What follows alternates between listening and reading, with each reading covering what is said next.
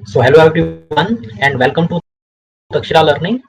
जैसा आप अपनी स्क्रीन पर देख ही सकते हैं, अभी हम डिस्कस करेंगे टॉप 15 करंट अफेयर्स के क्वेश्चंस जो कि पिछले पूरे हफ्ते के जितने भी हमारे इंपॉर्टेंट न्यूज और अपडेट्स है उनको हम यहाँ पे क्विज की फॉर्म में यानी एमसीक्यू वाइज आपके साथ हर सैटरडे लेके आता है। आपको पता ही है, मंडे टू फ्राइडे आपको डिटेल में करंट अफेयर्स मिलेंगे और सैटरडे को क्विज की फॉर्म में, ताकि आपको ये भी एक आइडिया लगे कि कैसे क्वेश्चन एग्जाम में फ्रेम होते हैं। मैंने आपको एक बार बताया कि क्वेश्चंस काफी डिटेल में आते हैं, खासकर अगर मैं पर्टिकुलरली बैंकिंग एग्जाम्स की बात करूं। अगर आप उनके प्रीवियस ईयर्स जनरल अवेयरनेस के सेक्शन में जाके क्वेश्चंस को देखेंगे, एक तो majority of questions current affair में से और दूसरा काफी डिटेल में आते हैं। और इसीलिए हमारा ये इनिशिएटिव है, डेली आपके साथ करंट अफेयर्स को डिटेल में डिस्कस करते हैं। तो इसको आप डेली कोशिश करा करें, 10 से 12 मिनट का ये सेशन होता है, तो इसे डेली लाइव ही वॉच करने का।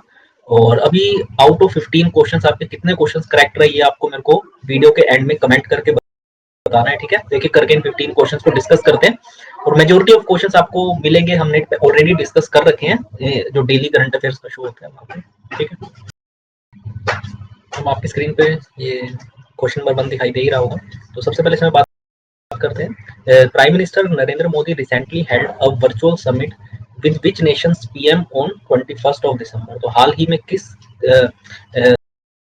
देश के साथ जो है वर्चुअल समिट ये मोदी ने किया है? क्या वो फिलीपींस है, इंडोनेशिया है, वियतनाम है या मलेशिया है?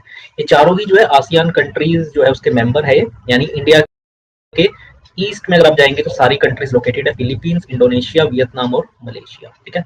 तो पहली एशिया आसियान कंट्री जो है वियतनाम, उसके साथ पीएम ने वर्चुअली ये समिट किया, ठीक है ना।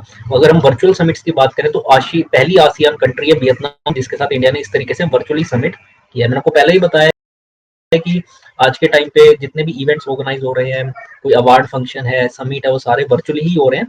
और आसियान कंट्रीज जितनी भी आसियान, पहली ऐसी कंट्री जिसके साथ इंडिया ने वर्चुअली ये समिट किया है, ठीक है ना। तो इसका करेक्ट आंसर है वियतनाम। और काफी सारे एमओयूज भी साइन किए गए थे, एग्रीमेंट्स इसके दौरान, ठीक है। इसे कुछ टाइम पहले बांग्लादेश के प्राइम मिनिस्टर यानी शेख हसीना के साथ यह मोदी ने इसी तरीके से वर्चुअल समिट किया था, उससे पहले लग्जमबर्ग, ठीक है। तो इसका करेक्ट आंसर है सी ऑप्शन यानी वियतनाम। आगे अगर बात करें तो वेटरन पॉलिटिकल लीडर रहे मोतीलाल वोरा, उनकी हाल ही में भी डेथ हुई है। तो वो किस पॉलिटिकल पार्टी के मेंबर थे? वह काफी बड़ा करियर रहा है। तो क्या वो आईएनसी यानी इंडियन नेशनल कांग्रेस के मेंबर थे, भारतीय जनता पार्टी के थे, आरजेडी के थे या बीएसपी के थे? तो इसका करेक्ट आंसर है देखिए ए ऑप्शन यानी इंडियन नेशनल कांग्रेस के ये काफी टाइम ये मेंबर रहे हैं, ठीक है। ये मध्य प्रदेश के चीफ मिनिस्टर भी रहे हैं। इसके अलावा इन्होंने हेल्थ मिनिस्ट्री भी संभाली है यूनियन के अंदर, मतलब सेंट्रल गवर्नमेंट में। इसके अलावा सिविल एविएशन, देन ये उत्तर प्रदेश के गवर्नर भी रह चुके हैं। तो इनका काफी बड़ा हम कह सकते हैं पॉलिटिकल करियर रहा है और उनकी अनफॉर्चुनेटली डेथ हो गई। तो ये इंडियन नेशनल कांग्रेस के मेंबर थे। मैंने आपको बताया मध्य प्रदेश के चीफ मिनिस्टर भी रह चुके हैं, ठीक है। राज्यसभा के भी मेंबर, लोकसभा के भी। इसके अलावा इन्होंने health ministry, civil aviation ministry और साथ ही साथ उत्तर प्रदेश के गवर्नर भी ये रह चुके हैं। आगे अगर बात करें तो देखिए काफी इंपॉर्टेंट, और आपने देखा भी होगा सोशल मीडिया पे ये, कि कौन से दो प्लैनेट्स जो है वो काफी अभी क्लोज आए थे 21 ऑफ दिसंबर को, जिसे हमने ग्रेट कंजंक्शन भी कहा। ग्रेट कंजंक्शन वर्ड आप जरूर गूगल पे सर्च भी करना। तो ये काफी क्लोज आ गए थे, और अगर आपने सोशल मीडिया पे इसकी इमेजेस जरूर देखी होगी, तो वो कौन से दो प्लैनेट्स थे? क्या वो मरकरी वीनस था, अर्थ मार्स थे, जुपिटर सैटर्न थे या सैटर्न यूरेनस थे? तो इसका करेक्ट आंसर है सी ऑप्शन यानी जुपिटर और सैटर्न, जो ये दो प्लैनेट्स है काफी क्लोज आए थे, ठीक है। उसके आप चाहे तो विजुअल्स सोशल मीडिया पे देख सकते हैं, काफी अच्छे थे वो, जिसे हमने ग्रेट कंजंक्शन भी कहा जाता है, यानी काफी क्लोज आ गए थे। आप उसके विजुअल्स देख सकते हो, काफी मतलब सालों बाद, मतलब 400-500 सालों बाद इस तरीके से इतने क्लोज आपस में आए थे। तो ये जरूर आप देखना इसके, और इम्पोर्टेंट क्वेश्चन भी है। सी ऑप्शन इसका करेक्ट आंसर है, Jupiter and Saturn. Question number 4 है, which states first oil and gas reserve was dedicated to the nation recently? क्या वो छत्तीसगढ़ है, झारखंड है, असम है या वेस्ट बंगाल है? तो किस स्टेट का पहला ऑयल और गैस रिजर्व जो है वो नेशन को डेडिकेट किया गया है? क्या वो छत्तीसगढ़ है, झारखंड है, असम है या वेस्ट बंगाल है? तो इसका करेक्ट आंसर है डी ऑप्शन यानी वेस्ट बंगाल का पहला ऑयल और गैस रिजर्व जो है वो डेडिकेट किया गया है नेशन को। और खुद जो पेट्रोलियम मिनिस्टर है धर्मेंद्र प्रधान, उन्होंने इसे इनॉग्रेट किया था। तो इसका करेक्ट आंसर है डी ऑप्शन, वेस्ट बंगाल। आगे अगर बात करें तो PM Narendra Modi launched the social endeavour for health and telemedicine यानी सेहत स्कीम इन विच स्टेट या यूटी? ये भी देखिए मैंने आपके साथ ऑलरेडी डिस्कस किया हुआ है। क्या वो लद्दाख है, जम्मू एंड कश्मीर है, गुजरात है या उत्तर प्रदेश है? क्योंकि देखिए पहले क्या होता था, जब आर्टिकल 370 था तो जितनी भी सेंट्रल गवर्नमेंट की स्कीम्स होती थी वो जम्मू एंड कश्मीर पर एप्लीकेबल नहीं हुआ करते, क्योंकि वहां पे आर्टिकल 370 में ये प्रोविजन था कि जम्मू एंड कश्मीर की जो वहां की असेंबली है उसकी उसका अप्रूवल होना जरूरी है, तभी कोई भी सेंट्रल स्कीम वहां पे एप्लीकेबल होगी। बाकी पूरे स्टेट्स में तो होती है, आपको पता है। तो लेकिन जब ये आर्टिकल 370 हटाया गया उसके बाद जो आयुष्मान भारत स्कीम है वो देखिए काफी सारे अराउंड 30 लाख पीपल को कवर कर रही है वो स्कीम, लेकिन उसके बाद भी देखिए बहुत सारे ऐसे लोग हैं जो उसके अंदर नहीं आते उस आयुष्मान भारत स्कीम के तहत। उसीलिए जो ये स्कीम लॉन्च की गई है उन लोगों के लिए अराउंड 1 करोड़ ऐसे लोग जो आयुष्मान भारत के तहत जो कवर नहीं होते, जिनका इंश्योरेंस, तो उनके लिए ये social endeavour for health and telemedicine scheme launch की गई है। जम्मू एंड कश्मीर इसका करेक्ट आंसर है। ठीक है, तो 20 का ऑप्शन नोट डाउन कर ले, जम्मू एंड कश्मीर। ठीक है, ये आपको पता है ब्यूटी है। खैर आगे अगर बात करें तो PM Narendra Modi was honoured with the legion of merit award by which Nations president. तो किस देश के प्रेसिडेंट ने जो है हाल ही में पीएम मोदी को लेजियन ऑफ मेरिट का अवार्ड दिया है? क्या वो यूएस है, यूके है, फ्रांस है या ऑस्ट्रेलिया है? तो इसका करेक्ट आंसर है देखिए ए ऑप्शन यानी यूएस। तो यूएस के जो प्रेसिडेंट है उन्होंने ये अवार्ड नॉमिनेट किया है, एक तो प्राइम मिनिस्टर मोदी को, इसके अलावा ऑस्ट्रेलिया के प्राइम मिनिस्टर स्कॉट मॉरिसन को भी ये अवार्ड मिला है लेजियन ऑफ मेरिट का।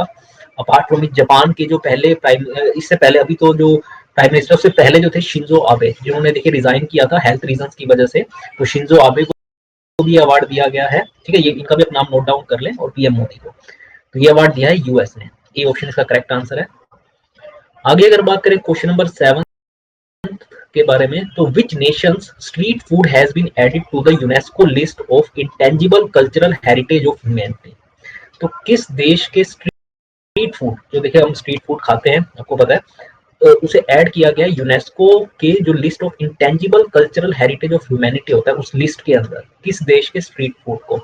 क्या वो थाईलैंड है, इंडोनेशिया है, सिंगापुर है या मलेशिया है? तो इसका करेक्ट आंसर आप नोट डाउन कर ले, सी ऑप्शन है। सिंगापुर के जो स्ट्रीट फूड है उसको इंक्लूड किया गया इस लिस्ट के अंदर, intangible cultural heritage of humanity के अंदर। ठीक है, तो इसे जरूर नोट डाउन कर लें। आगे अगर बात करें तो हाल ही में इंडिया ने एक लोन एग्रीमेंट साइन किया है 500 मिलियन यूएस डॉलर का, किस ऑर्गेनाइजेशन के साथ, ये आपको बताना है, for development of green national highway corridor. देखिए ये क्वेश्चन भी मैंने आपके साथ कवर करा हुआ है। क्या वो वर्ल्ड बैंक है, आईएमएफ है, एडीबी है या एडब्ल्यूआई है? तो इसका करेक्ट आंसर है ए ऑप्शन यानी वर्ल्ड बैंक के साथ जो है ये लोन एग्रीमेंट साइन किया गया है 500 मिलियन यूएस डॉलर का। बेसिकली जो हमारे हाईवेज होते हैं उनको ग्रीन कॉरिडोर्स में कन्वर्ट करना। ठीक है, बेसिकली वहां पे आपको पूरी ग्रीनरी वहां पे उगाई जाएगी, ताकि जो एमिशंस होते हैं, जो कार्बन एमिशंस व्हीकल्स में से निकलते हैं, उसको रिड्यूस किया जा सके। ठीक है ना, और ये कोशिश लगातार है ग्रीन हाईवेज को ज्यादा से ज्यादा उसके नेटवर्क को बढ़ाने का, तो इसलिए ये लोन एग्रीमेंट साइन किया गया। ठीक है, आगे है when is national mathematics day observe. काफी इंपॉर्टेंट है, क्या 21 ऑफ दिसंबर को हम ऑब्जर्व करते हैं, 22 ऑफ दिसंबर, 23 या 24? ठीक है, ये तो इसका देखिए जो करेक्ट आंसर है वो बी ऑप्शन यानी 22 ऑफ दिसंबर को हम हर साल नेशनल मैथमेटिक्स डे ऑब्जर्व करते हैं, क्योंकि इसी दिन बर्थ एनिवर्सरी थी ग्रेट मैथमेटिशियन जो मिस्टर रामानुजन थे, उनका इसी दिन बर्थ हुआ था 22 ऑफ दिसंबर को। तो उनकी बर्थ एनिवर्सरी पर हम ये नेशनल मैथमेटिक्स डे ऑब्जर्व करते हैं। और 2012 से ही इसे स्टार्ट किया गया था, जब उनकी 125वीं बर्थ एनिवर्सरी थी तब ये डे डिक्लेयर किया गया था। तब उस टाइम के जो प्राइम मिनिस्टर थे मनमोहन सिंह, उन्होंने ये डे डिक्लेयर किया था, और उसके बाद से लगातार हम 22 दिसंबर को नेशनल मैथमेटिक्स डे के तौर पे ऑब्जर्व करते हैं। आगे अगर बात करें तो इंडियन आर्मी ने हाल ही में एक एमओयू साइन किया है किस बैंक के साथ और मिलिट्री सैलरी पैकेज। तो बेसिकली उनकी जो सैलरीज आती है मिलिट्री पर्सनल्स की, उसके लिए किस बैंक के साथ इंडियन आर्मी ने एमओयू साइन किया है? क्या वो एसबीआई है, पीएनबी है, कैनरा है या बीओबी यानी बैंक ऑफ बड़ौदा है? तो इसका आप नोट डाउन कर लें, डी ऑप्शन यानी बैंक ऑफ बड़ौदा के साथ ये एमओयू साइन किया है इंडियन आर्मी ने, ताकि जो मिलिट्री पर्सनल्स हैं उनकी सैलरी पैकेज जो है डायरेक्टली उनके अकाउंट में ट्रांसफर की जा सके। ठीक है, आगे अगर बात करें तो which state has given the permission to hold Jallikattu amid कोविड-19 पैंडेमिक।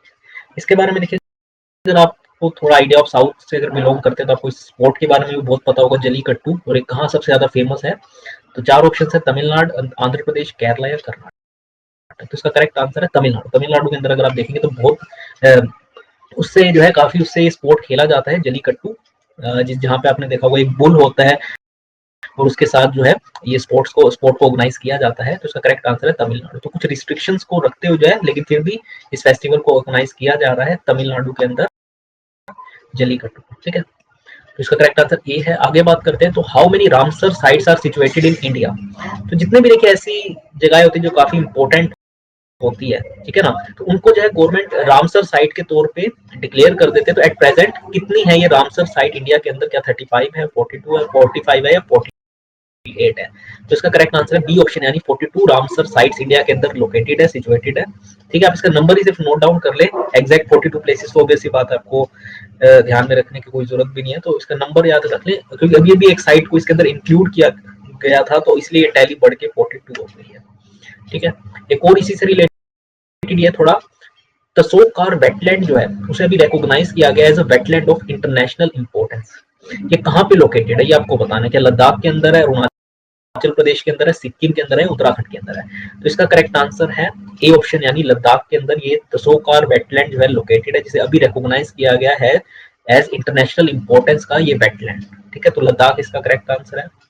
लास्ट सेकंड क्वेश्चन है, who has been appointed as the new president of ASSOCHAM. ASSOCHAM के अभी नए जो हाल ही प्रेसिडेंट किन्हें अपॉइंट किया गया है? क्या वो उदय शंकर है, निरंजन हिरानंदानी है, विनीत अग्रवाल है या एसपी कोठारी है? तो इसका करेक्ट आंसर है सी ऑप्शन, यानी विनीत अग्रवाल। क्लियर, इसको आप नोट डाउन कर लें, क्योंकि देखिए कल 25 दिसंबर को हम नहीं डिस्कस कर पाए थे ऑफ की वजह से, करंट अफेयर तो सारे वहीं से ऑलमोस्ट, तो इसलिए आप इन्हें नोट डाउन करते रहे कि प्रेसिडेंट ऑफ एसोचैम अभी हाल ही में किन्हें अपॉइंट किया गया? विनीत अग्रवाल को। ठीक है, इससे पहले जो थे वो निरंजन हिरानंदानी थे, जिन्होंने हाल ही में अब रिजाइन ऑब्वियसली बात अब करेंगे, और अब किन्हें अपॉइंट किया गया? विनीत अग्रवाल को। जहां तक उदय शंकर जी की बात है, ये अभी एट प्रेजेंट प्रेसिडेंट है फिक्की के प्रेसिडेंट कौन है? उदय शंकर, तो इसे भी आप नोट डाउन कर ले। और आखिरी क्वेश्चन है, which state government has collaborated with UN women to set up India's first gender hub. तो भारत का पहला जेंडर हब, बेसिकली आपको पता है इंडिया में जो सेक्स रेशियो है, यानी मेल इज टू फीमेल का, वो कई स्टेट्स में तो बहुत ज्यादा पुअर है, खासकर अगर हम हरियाणा की बात करें, राजस्थान की, और जो सदर्न स्टेट्स है खासकर केरला, वहां तो देखिए बहुत ही अच्छा है रेशो। तो हाल ही में किस स्टेट ने जो है ये यूएन वुमेन के साथ ये कोलैबोरेशन किया है, बेसिकली भारत का पहला जेंडर हब सेटअप करने के लिए? क्या महाराष्ट्र है, कर्नाटका है, तमिलनाडु है या केरला है? मैंने आपको बताया केरला का जो सेक्स रेशियो है मेल इज टू फीमेल का, वो काफी अच्छा है वहां पे एज कम्पेयर टू अगर हम नॉर्थन स्टेट्स की बात करें, तो इसलिए केरला ने ये जो है कोलैबोरेशन किया है। ठीक है, इससे पहले जो मैंने आपको देखिए क्वेश्चंस बताए थे, प्रेसिडेंट ऑफ एसोचैम आप जरूर लिख लें, विनीत अग्रवाल। इससे पहले जो थे वो निरंजन हिरानंदानी थे, और फिक्की के जो एट प्रेजेंट प्रेजेंट है वो उदय शंकर है। मैं इसलिए एक बार आपसे दोबारा डिस्कस कर रहा हूँ, क्योंकि मैंने आपको बताया कल हम करंट अफेयर्स का शो नहीं कर पाए थे 25 दिसंबर को ऑफ होने की वजह से, तो ये कुछ अपडेट्स रह गए थे। इसके अलावा ये जो तसोकार वेटलैंड है, जिसे भी रिकॉग्नाइज किया गया इंटरनेशनल इंपॉर्टेंस वेटलैंड, ये कहाँ लोकेटेड है? लद्दाख के अंदर। ठीक है, तो आप नोट डाउन कर लें। ये थे आज के हमारे 15 टॉप करंट अफेयर्स के क्विज क्वेश्चंस, जो कि मैं आपके साथ हर हफ्ते सैटरडे को लेके आता हूँ। ठीक है, ताकि मेनली आपको एक आइडिया लगता है कि कैसे कैसे क्वेश्चन एग्जाम में आ सकते हैं। और आपका एग्जाम जैसे पता है एसबीआई पीओ का आ रहा है, स्टार्ट होने वाला है ये 31 दिसंबर से। तो अभी आप देखिए मेन ऑफ फोकस आप अपना जो बाकी के 3 सब्जेक्ट्स है, क्वांट, रीजनिंग, इंग्लिश, उसी पे ही रखें। और ठीक है, बाकी ये तो हम आपके साथ डेली बेसिस पर लेके आते हैं, ये करंट अफेयर्स का शो, आप उससे भी 10 मिनट का, इसे आप कोशिश करा करें ऑन द वे, चाहे इसे देख लिया करें, ताकि आप अपडेटेड रहे इंपॉर्टेंट चीजों से कि क्या क्या चीज जो है हमारे आसपास चीजें चल रही है। ठीक है, तो आज की इस वीडियो में इतना फ्रेंड्स, थैंक्स अ लॉट।